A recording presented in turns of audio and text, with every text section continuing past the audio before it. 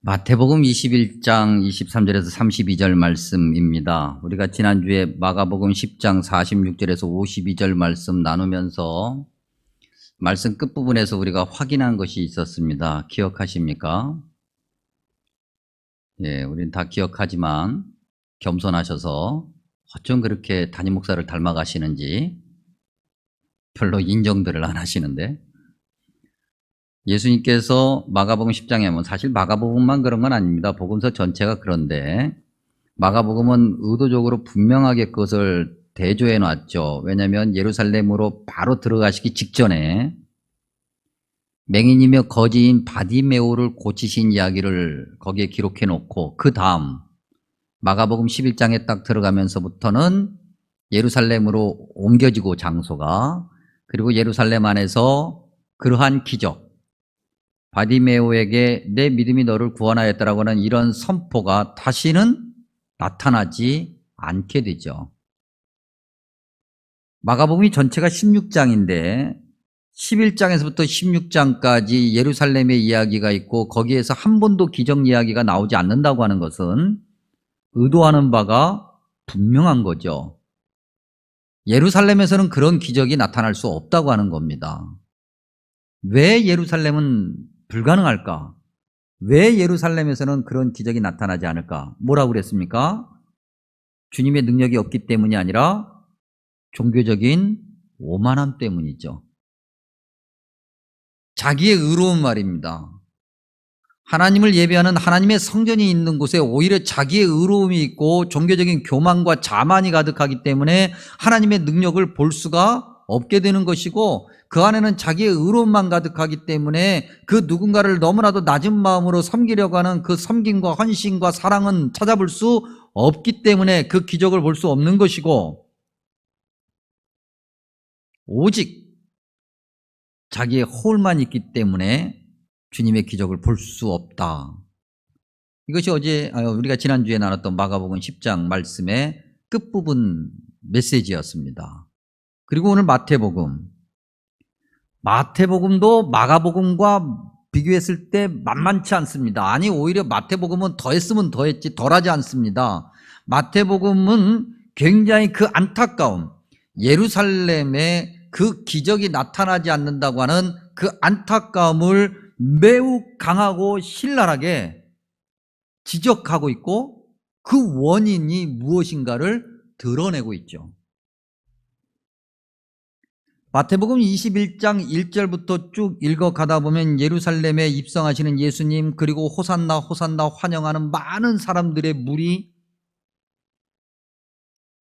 그리고 예수님의 행보가, 그렇게 엄청나게 환영을 받고 그렇게 예루살렘에 들어가셨던 예수님의 행보가 사람들의 기대와는 매우 다르게 매우 빠르고 거칠고 공격적인 모습으로 드러납니다. 여러분들이 아마 다 성경을 지금 펴놓고 계실 테니까 우리가 한번 제목만 확인해 보면, 대부분 출판할 때 출판사에서 제목을 붙여놨는데, 마태복음 21장 12절에서 17절에 보면은 성전을 깨끗게 하셨다 그랬습니다. 예수님께서 성전에 들어가셔서 성전 안에서 장사하는 장사치들의 책상과 의자를 다 그야말로 뒤집어 엎으신 매우 거친 예수님의 모습이 드러나고요. 그리고 18절에서 22절 제목이 무화과나무가 마르다라고 붙여 있는데, 무화과나무는 예루살렘 하나님의 백성을 상징하는 역할을 하게 되죠. 여기서는 잎만 무성했다는 거죠. 열매가 없어요. 말라 비틀어집니다. 예수님께서 저주하시죠. 예수님의 이런 어떻게 보면 과격한 행위, 이런 행위가 21장 15절에 보면 대제사장들과 서기관들을 분노하게 했다 그랬습니다. 예수님의 이런 행위가 왜 대제사장과 서기관들을 분노하게 했을까? 성전 안에서 이루어지는 장사와 이익이 그들의 것이기 때문에 그렇습니다. 23절의 표현대로 바꿔 얘기하면 대제사장들과 백성의 장로들이 성전 안에서, 예루살렘이라고 하는 도성 안에서, 거룩한 그 도성 안에서 이익을 취하고, 사사로운 이익을 취하고 있었다는 거죠. 경제적인 이익뿐만 아니라 눈에 보이지 않는 자기 만족의 이익까지. 그런데 예수님께서 그걸 다 뒤집어 엎으시니 화가 나죠. 우리는 이런 부딪힘, 예수님의 어떤 공격적인 행보, 이런 것을 이제 드러내는 오늘 말씀에서 주목해야 될 단어가 있음을 알게 됩니다. 23절에서 27절 안에 반복되는 단어가 있는데 그 단어가 뭡니까, 여러분? 성경을 읽으셨으니까 금방 눈에 보이셨을 텐데 권위, 권위. 권위라는 단어를 좀 설명할 필요가 있습니다. 몇 번 설명드린 적이 있는데 이 권위라는 단어를 굳이 헬라어 단어로 설명을 해야 되는데 그 단어의 발음은 엑수시아입니다. 근데 이 단어가 두 가지로 이루어져 있습니다. 에크, 뭐뭐로부터, 우시아, 하늘. 이때 이 하늘은 우리가 눈에 보는 그런 하늘이 아니라 하나님이 계신 곳이라고 상징되는 그 단어. 그래서 권위는 그 단어 자체에 드러나 있는 것처럼 하나님에게서 오는 것이 권위인 거예요. 권위가 성경 또 다른 곳에서는 우리말로 권세 또는 뭐 권력이라고 이야기해도 틀리지 않는데 그 권위가 하나님에게서 온다라고 한다는 것은 하나님이 원하시는 것을 행동으로 나타내야 한다고 하는 거예요. 그걸 위해서 권력이라고 하는 힘이란 걸 하나님이 주셨다고 하는 거죠. 너 좋으라고, 너 즐거우라고 하나님께서 그렇게 주신 것이 아니라고 하는 거예요. 너의 만족을 위해서가 아니라 나의 만족을 위해서 내가 너에게 오늘 이 권력을 준다, 이 자리를 준다, 이 지위를 준다 이거예요. 그러니 그 자리, 그 권위를 가진 사람은 하나님의 영광을 나타내야 되고 많은 사람들이 그 사람을 통해서 그 권위를 통해서 주님의 영광을 봐야 되고 그럴 때야 비로소 그것이 진정한 의미의 권위가 되는 거예요. 여러분 우리가 이건 얼마든지 뭐 굳이 성경 단어를 설명하지 않아도 일상에서도 금방 경험하는 겁니다. 여러분 때때로 어떤 자리, 직함, 지위에 의해서 권위가 주어지는 것이 분명하긴 하지만 그건 시작일 뿐이죠. 그 권력, 권위, 권세 뭐라 표현하든 그 엑수시아가 그 자리에 맞게 그렇게 쓰이고 그렇게 나타나지 않으면 그건 껍데기일 뿐인 거예요. 껍데기인 주제에 그 권위를 계속해서 강요하려고 하다 보면은 오히려 그 자리 때문에 교만이 커지고 자만이 커지고 위선과 거짓과 더 나아가 폭력이 결과로 나타나요. 세상 이치도 그런데 하나님께서 권위를 주셨다고 한다면 저와 여러분 모든 그리스도인들에게 그런 권위가 분명히 주어져 있는데 그렇다고 한다면 우리는 그 권위를 더 두려운 마음으로 받아들이고 더 두려운 마음으로 실천하여 주님의 영광을 나타내야 되겠죠. 그런데 오늘 본문에 잘못된 권위를 가진 이들이 등장합니다. 잘못된 권위를 내세우려고 하고 잘못된 권위를 행사하려고 하는 이들이 나타나죠. 그들은 바로 23절에 기록되어 있는 대제사장들과 백성의 장로들이에요. 다른 말로 바꿔 얘기하면 성직자들과 평신도 지도자들이에요. 오늘 우리 교회 현장에서 이 단어를 다시 바꿔 얘기하면 목사님과 여러분을 얘기하는 거예요. 특별히 항존 직분자들 말이죠.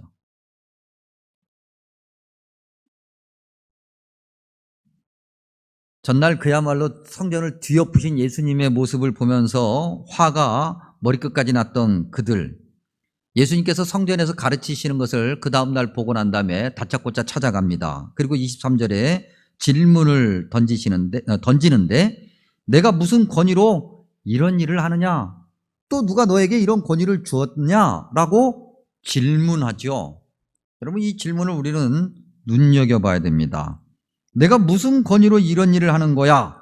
누가 너에게 이런 권위를 주었어? 라고 하는 그 말을 바꿔 얘기하면 내가 준 적이 없는데, 내가 허락한 적이 없는데 너까짓 게 뭔데 이런 일을 해, 이 얘기잖아요.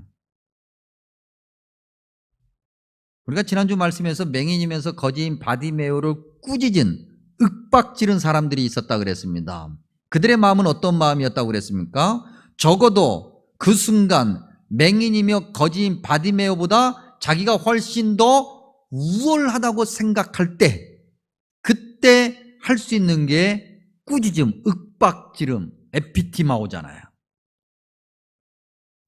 마찬가지예요. 오늘 대제사장들과 백성의 장로들이 예수님께 찾아가서 도대체 너 뭔데? 라고 할 때 이들의 마음은 내가 너보다 훨씬 더 우월한데, 내가 너보다 훨씬 더 높은데, 내가 허락하지 않았는데 감히 네가 왜 내 말을 안 들어? 이런 얘기잖아요. 내가 하라는 대로 해야지, 내가 시키지도 않았는데 왜 너가 그러는 거야? 물론 백성의 지도자들에게, 특별히 당시 영적인 지도자와 세속적 지도자가 구분되지 않은 그런 시대에 하나님 백성 공동체들에게, 그런 영적인 지도자들, 백성의 지도자들에게 순종하는 것은 당연한 거예요. 그런데 이미 살핀 것처럼 그 권위라고 하는 것이 바르게 실천되지 못할 때, 그 권위는 권위가 아니라, 하나님이 주신 능력이 아니라 교만이고 폭력이 될 수 있다 그랬어요.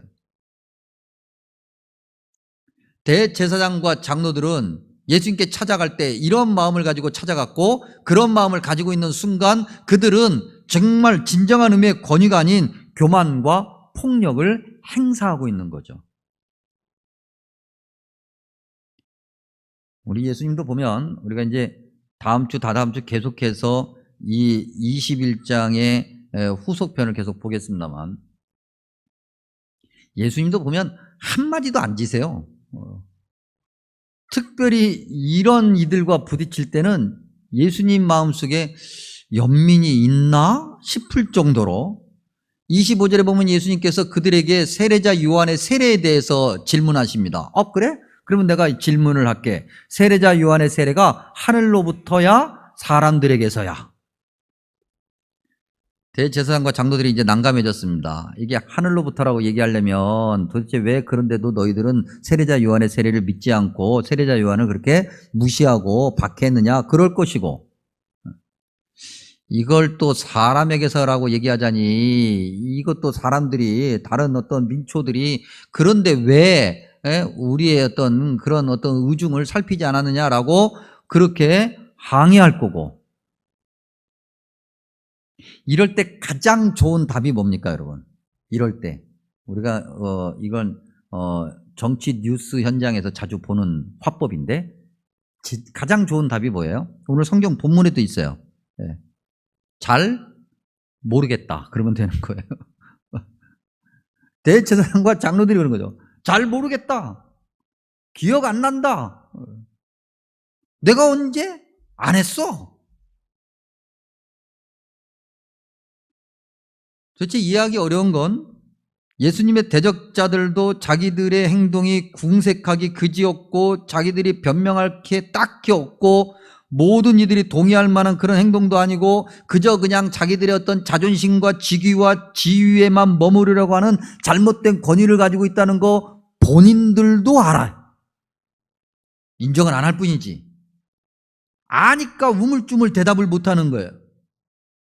그런데도 그들이 그렇게 솔직하게 자기들의 잘못을 인정하지 않는 이유는 또 뭘까? 27절에 보면 그 답이 뭐냐면요, 두려움 때문이죠. 누구를 두려워한 거예요? 백성들, 사람들을 두려워한 거예요. 무엇을 얘기하는 겁니까? 하나님을 두려워한 게 아니라는 거예요. 사람을 두려워했어요. 하나님 눈치를 봐야 되는데 사람 눈치를 본 거예요. 이 말 다시 한번 뒤집으면, 사람들 눈치를 볼 필요가 없을 때는 그 사람들을 지배하겠다는 거거든요. 오직 거기에만 관심이 있어요. 오직 자기의 안위와 자기의 즐거움과 자기의 만족감과 자기의 편리만을 관심 가지고 있는, 거기에만 관심 있는 자들. 그도 그럴 것이 그들이 누려왔던 것. 마태복음 당시에, 예수님 당시에 그들이 누려왔고 그들이 그 당시에 누리고 있고 그랬던 그 권위, 그거 꽤 괜찮은 거였어요. 만족감을 주기 때문이죠. 어떻게 보면 높아진 느낌이라고 할까? 어떤 이들은 그것 때문에 많은 금전적 이익을 보기도 할 거예요. 조금 이따 또 한번 보겠습니다만 마태복음 23장에 보면 서기관들과 바리새인들이 모세의 자리에 앉았다 그랬고요. 그들은 경문띠를 넓게 하며 옷수를 길게 하고 잔치의 윗자리와 회당의 높은 자리와 시장에서 문안받는 것과 사람들에게 랍비라 칭함받는 것을 좋아했다 그랬어요. 아이고 랍비님, 아이고 제사장님, 사람들이 만나면 고개를 숙이고 인사를 하고 이쪽으로 앉으시라고 높은 자리로 안내하고 좋잖아요. 누구보다도 높은 자리에 있고 누구의 지시를 받기보다는 내가 지시할 수 있으니 좋은 거예요. 예수님은 잘못된 권위를 주장하는 이러한 자들을 향한 공격을 여기서 멈추지 않습니다. 초반에도 잠깐 말씀드린 것처럼 이제 예수님께서 28절에서 32절의 비유 하나, 33절에서 46절의 비유 하나, 이건 다음 주에 말씀 나눌 겁니다. 그리고 22장 1절에서 14절의 비유 또 다른 거 하나, 이건 그 다음 주에 나눌 말씀 본문이에요. 말씀 본문을 미리 알려드린 거예요. 지금 예수님께서 이제 대제사장과 백성의 장로들에게 영겁 후 비유 3개를 던지시면서 그들을 공격하시고 마침내 23장에 가서는 아주 극렬한 표현을 사용하시는데 그게 뭐냐면 화 있을진저예요. 그러니까 한마디로 얘기하면 저주하신 거예요. 이걸 개인과 개인의 대화라고 만약에 생각을 한다면 예수님께서 무엇인가 옳은 행동을 하시니 그것이 기분 나쁜 그 누군가가 와서 내가 너보다 훨씬 잘났는데 왜 너가 뭐라고 이런 행동을 해? 내 허락도 없이 라고 하자 그를 향해서 예수님께서 따따따따따따 얘기하신 거예요. 쉬지 않고 퍼부으신 거죠. 그리고 마침내 그가 듣기에 저주하냐? 라고 할 정도로 화 있을진저라고 말씀하셨다.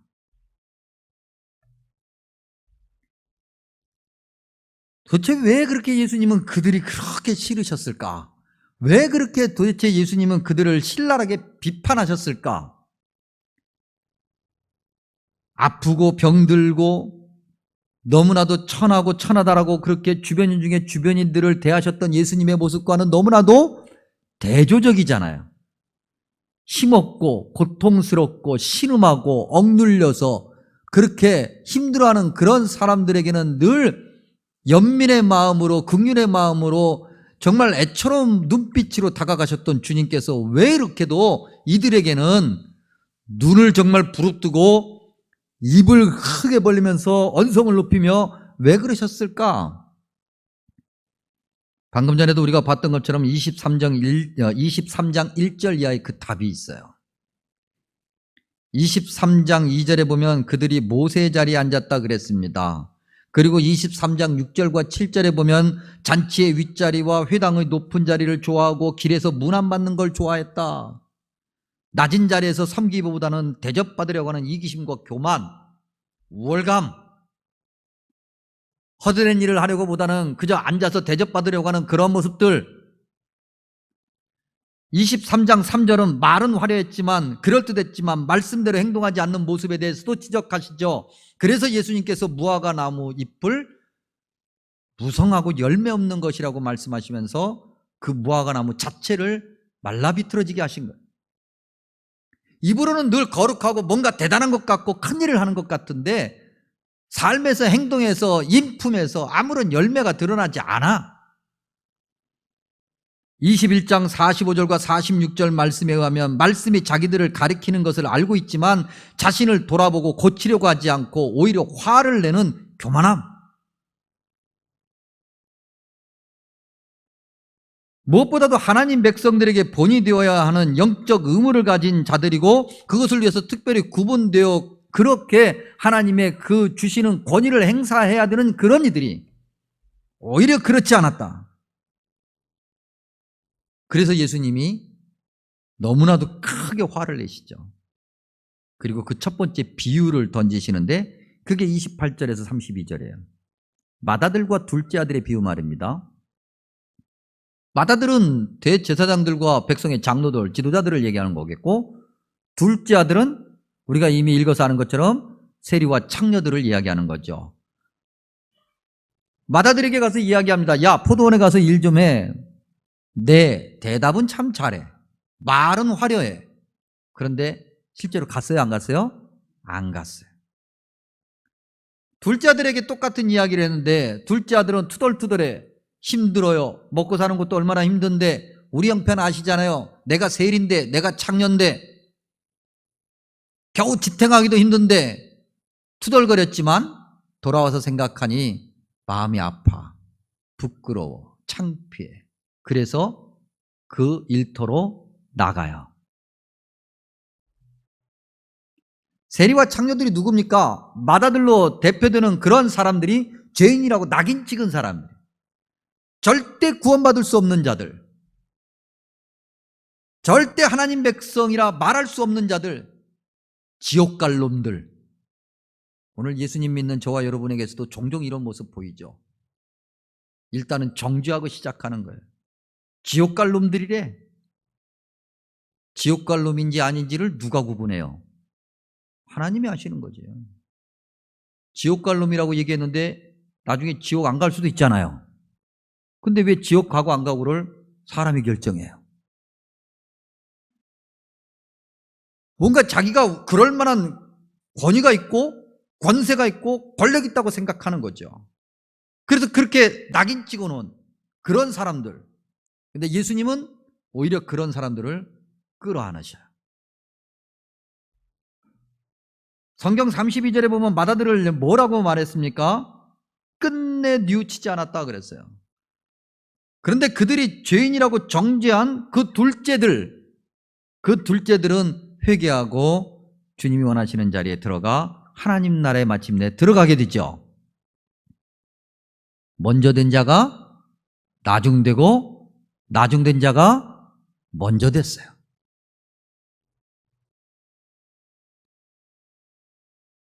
오늘이 10월 31일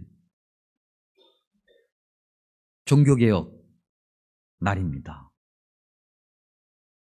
올해가 504주년이 되는 그런 해입니다.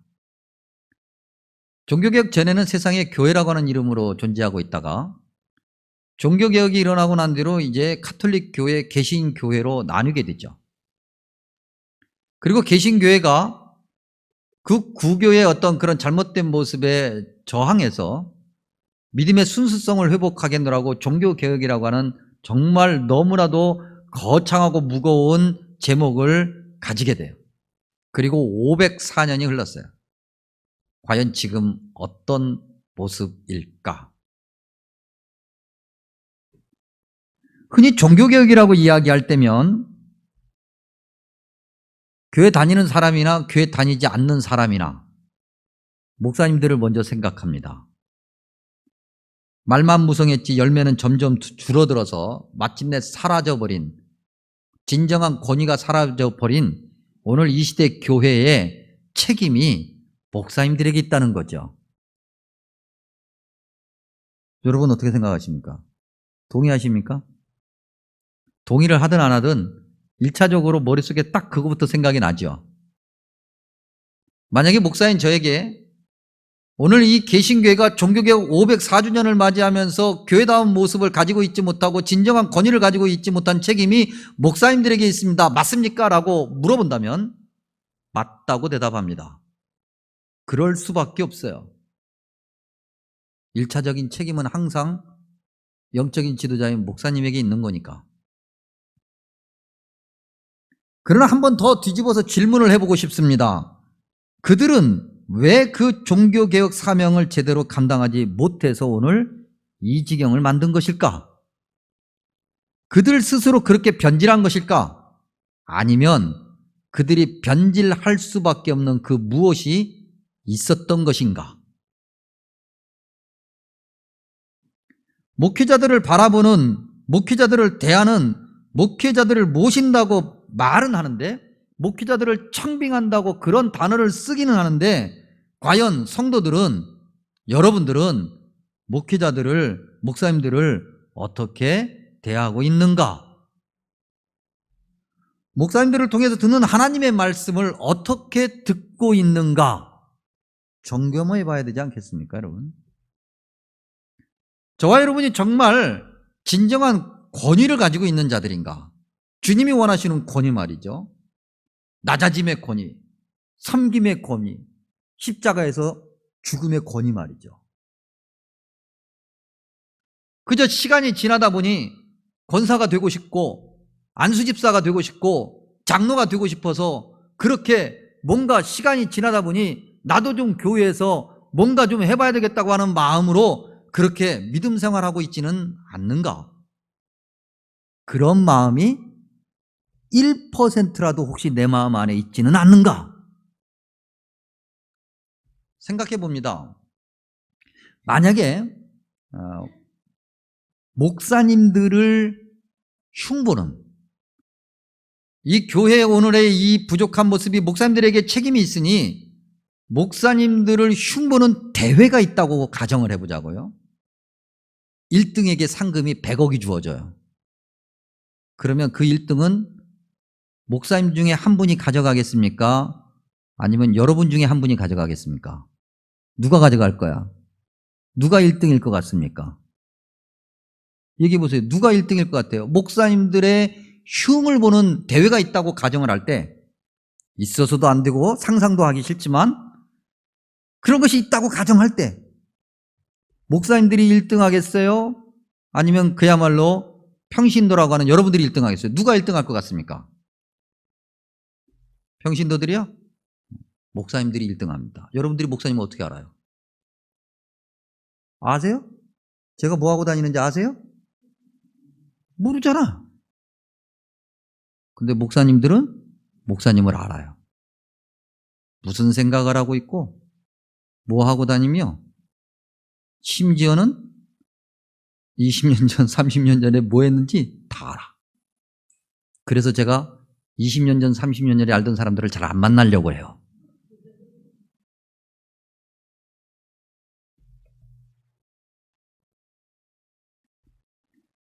여러분, 지금처럼, 여러분들이 지금 하는 것처럼 목사님들을 잘 섬겨주십시오.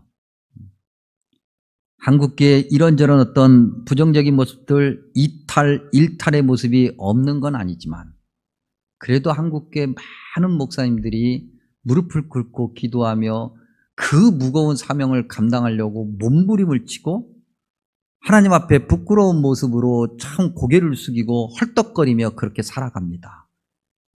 참 보면 애쓴다 싶을 정도로.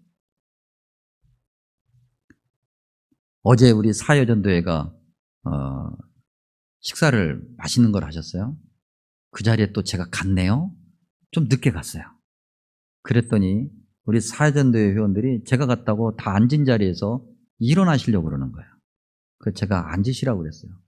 부담스러워, 미안하고, 죄송하고, 송구해. 가만히 연세를 따져보면 제게는 큰 누님 뻘들이에요. 근데 목사 왔다고 벌떡벌떡 일어나셔요. 가만히 생각해보니 그분들이 바닥에 앉으셨다가 일어나기 쉽지 않은 나이가 되셨어요. 그냥 20대처럼 팔딱 일어나실 나이가 아니시라고. 근데 목사 왔다고 일어나려고 하시는 거예요. 앉으시라고 그랬어요. 그렇게 목사님들 잘 섬겨주십시오. 지금처럼 잘 섬겨주십시오. 이런 말씀 나올 때마다 제가 말씀드리는데 어디 식당 갔다가 옆에 목사님들 딱 보면 인사드리고 저한테 하시듯이 인사드리고 나오실 때 여유가 있으시면 계산도 좀 하고 오시고 아니면 절 부르세요. 제가 득달같이 카드 들고 달려갈게. 그래가지고 후딱 계산하고 말이죠. 그러면 그 목사님들이 막 힘이 나겠죠. 야, 내가 뭐라고 내가 이런 대접을 받으면서 내가 이렇게 높임 받으면서 내가 뭐라고 한국교회 목사님들이 아직도 그래요. 그래서 부끄러워하고 쑥스러워하고 목사님 하면은 그러지 말라고 얘기하고 집에 가서 오그라들었던 손가락 핀이라고 힘들어. 그래야 여러분 복을 받아요. 그건 목사님이 대단해서, 그 목사라는 사람이 대단해서가 아니라 하나님이 그렇게 만들어주신 그 영적 권위의 질서 때문에 그런 거예요. 여러분 생각해 보십시오. 목사님들이 말이야. 그러면 내 마음에 평안이 있어요, 없어요? 무슨 유익이 있어요, 우리에게? 목사님들도 다 알아요. 저 양반이 나를 엄청 싫어하는구나. 다 압니다. 다 알아요. 어떻게 다 좋아하겠어요? 그래서 목사님들도 그거 다 알면서도 무릎 꿇고 기도하며 서는 거예요. 근데 다 싫어해봐요. 목사님들도 말씀 못 전해요. 그러면 우리 다 같이 불쌍해지는 거예요. 사랑하는 성도 여러분, 진정한 영적 권위를 가지시기 바랍니다. 낮아지십시오. 섬기십시오. 주님이 원하시는 대로. 그렇게 누구보다도 위에 있으려고 하지 마시고 늘 겸손함으로 주님의 영광을 나타내길 바랍니다. 그것이 꼭 복을 받는 길이고 그것이 진정한 의미의 종교개혁이며 그것이 주님께서 우리에게 기대하시는 바죠. 누구 때문이라고, 누구에게 책임이 있다라고 말할 일이 아닙니다. 결국 우리 자신 손해입니다. 예수님이 원하시는 바른 교회, 바른 권위, 그리스도인들 되어야 되겠다. 그 올바른 권위에 대해서 성경 곳곳에서 이야기하고 있지만 대표적으로 우리가 지난주에도 한번 잠깐 결론으로 확인했던 마가복음 10장 45절이 그렇지 않은가. 그래서 마가복음 10장 45절을 읽으면서 말씀을 마칩니다. 인자가 온 것은 섬김을 받으려 함이 아니라 도리어 섬기려 하고 자기 목숨을 많은 사람의 대속물로 주려 함이니라. 아멘. 기도하겠습니다.